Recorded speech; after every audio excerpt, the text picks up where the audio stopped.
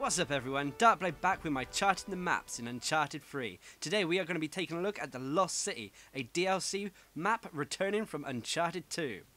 The Lost City is pretty much a mirrored map. You could split the map in half and both sections will be almost identical. So the villains and heroes spawn in identical locations but in opposite sides of the map. There are numerous power weapons on this map.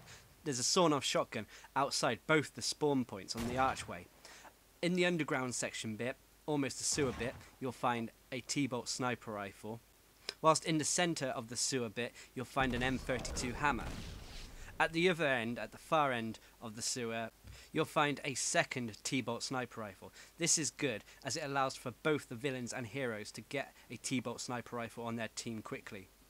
There are two riot shields as well on this map, although I don't often see people picking them up when playing on this map. Up here on the archway you'll find a second sawed-off shotgun.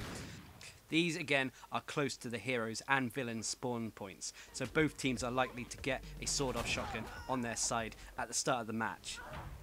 In Uncharted 2, Lost City was quite a green level, but now it is being covered in snow and ice. Lost City is a mirrored map, like I said at the start of the video. You can divide it in half and both sides will be equal. The map can be divided into various areas at various floor heights. The lowest part of the map seems to be a sewer or gutter. The ground floor is a open sort of courtyard, but it's filled with debris. And then of course you've got the upper levels, which have catwalks and walkways that allow you to get the drop on anyone underneath you. Lost City also contains a central building that allows you to traverse between the two top floors quite quickly. However, this area does carry some dangers, as snipers tend to target people running around this area and this part of the map. You can decrease the chances of yourself getting shot by snipers by maybe running through the building instead on the ground floor. If you favour close range combat, then this is probably the optimal route to take when traversing through the middle of the map. The ground floor outside and all around the level is littered with debris, and use this to your advantage. Use them for cover when you are actually travelling between areas on the ground floor, and you can also use them for surprise attacks and ambushes on your opponents. The ground floor basically favours medium range combat, I found. If you like close range combat, then your best bet is to go into the interiors of the various buildings and rooms on this map, or to venture down into the sewer section. In the sewer section things get very up close and personal. Although there are some options for sniping down in the sewers, for example where the T-bolt sniper rifles spawn allows you a good view of the sewer. The sewer for the most part seems to be focused on close range combat, especially with all the little panels you can hide behind, as well as the multiple routes and options you have down there.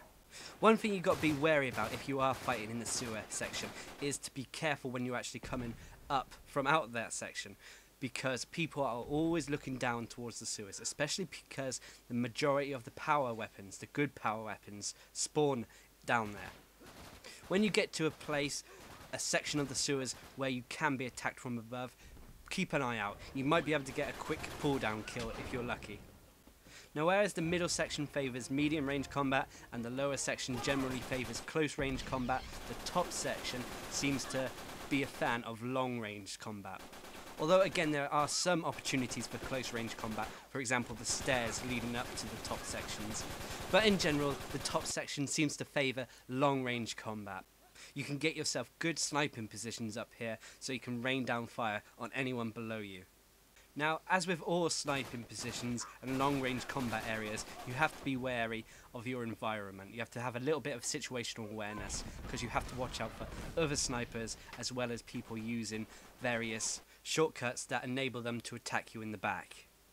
The Lost City is not a map you can easily camp on. You need a bit of awareness on this map, as you could be attacked from multiple angles. One way to approach this map is to make a set route around the map, follow that route, and look out for where your teammates die to see where the enemy might be.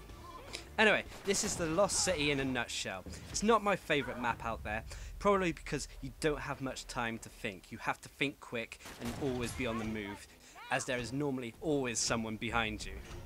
Anyway, I've been Darcblade, bringing you Charting the Maps guide to the Lost City in Uncharted 3. Hope you enjoyed the video. Thanks for watching. Subscribe and like for more.